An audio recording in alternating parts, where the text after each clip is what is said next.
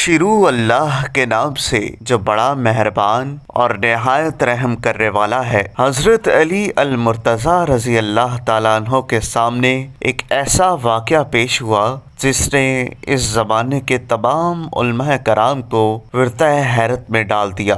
دوستو، اس ویڈیو میں آگے بڑھنے سے پہلے اگر آپ لوگوں نے ابھی تک ہمارے یوٹیوب چینل عورت ہب کو سبسکرائب نہیں کیا تو اس چینل کو سبسکرائب کر لیں اور ساتھ ہی لگے بیل آئیکن کو بھی پریس کر دیں تاکہ تواتر کے ساتھ ہماری ویڈیوز آپ تک پہنچتی رہیں۔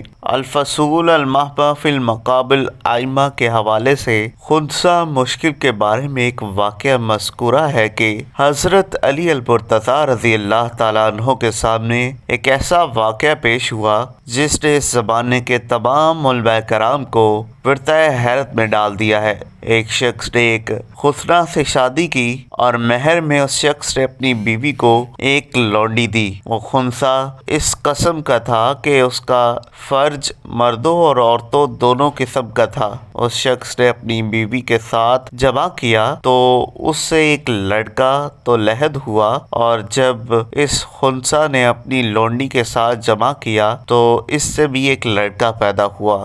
یہ بات مشہور ہو گئی اور معاملہ امیر المومنین سیدنا کی خدمت میں پیش کیا گیا، حضرت علی المرتضیٰ۔ تو آپ نے خنثی مشکل سے سوال کیا تو اس نے بتایا کہ اس کا فرض عورتوں والا بھی ہے کہ اس سے ماہواری بھی آتی ہے، اور مردوں والا بھی ہے کہ اس نے اپنے سے خروج منی بھی ہوتا ہے۔ حضرت علی دونوں غلاموں برق اور کمبر کو بلایا اور ان کو حکم دیا کہ وہ خنثی مشکل کی دونوں طرف والی پسلیاں شمار کریں۔ اگر بائیں جانب کی ایک پسلی دائیں جانب کم ہو تو پھر اس خنثی مشکل کو مرد سمجھا جائے، ورنہ عورت۔ وہ اسی طرح ثابت ہوا اس کے مرد ہونے کا فیصلہ۔ تو حضرت علی رضی اللہ عنہ نے فرمایا اس کے خامد اور اس کے درمیان تفریق کر دی، اور اس کی دلیل یہ ہے کہ اللہ تعالیٰ نے حضرت آدم علیہ السلام کو اکیلا پیدا فرمایا، اور جب اللہ تعالیٰ نے حضرت آدم علیہ السلام پر احسان کا ارادہ فرمایا کہ اس کا جوڑا پیدا فرمائے تاکہ ان میں سے ہر ایک اپنے جوڑے سے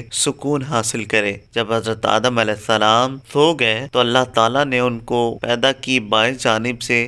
اما حضرت حوا فرمایا جب بیدار ہوئے تو ان کے بائیں جانب ایک حسین و جمیل خوبصورت عورت بیٹھی تھی، تو اس لیے مرد کی بائیں جانب کی پسلی عورت سے کم ہوتی ہے اور عورت کی دونوں جانب کی پسلیاں برابر ہوتی ہیں۔ کل پسلیوں کی تعداد 24 ہے، 12 دائیں جانب اور 12 بائیں جانب ہوتی ہے، جبکہ مرد کی دائیں جانب 12 اور بائیں جانب 11 ہوتی ہے۔ تو مرد کی کل پسلیاں 24 کے بجائے 23 ہوتی ہیں۔ اس حالت کے اعتبار سے عورت کو ضلع اواج کہا جاتا ہے، اور حدیث شریف میں تصریح ہے کہ عورت ٹیڑھی پسلی سے پیدا کی گئی، اگر تو اس کو سیدھی کرنا چاہے تو یہ ٹوٹ جائے گی، اس لیے اس کو اپنی حالت پر چھوڑ کر اس سے نفع اٹھایا جائے۔ دوستو، اگر آپ کو یہ ویڈیو پسند آئی ہو تو اس ویڈیو کو لائک کریں، کمنٹ کریں، اور ہاں، جاتے جاتے ہمارے یوٹیوب چینل عورت ہب کو سبسکرائب کرنا مت بھولیے گا۔